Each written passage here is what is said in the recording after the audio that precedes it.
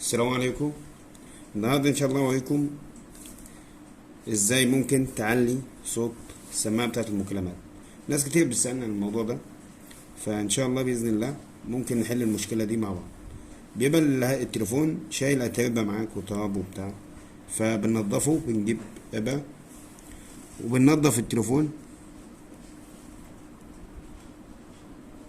بننضف التليفون واحده واحده، وبنمشي على علامه السماعه كلها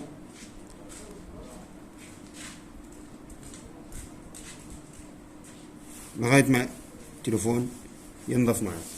بجيب فرشة، أي فرشة، وبنضف مكان السماعة. الصوت كده بيعلى معاك.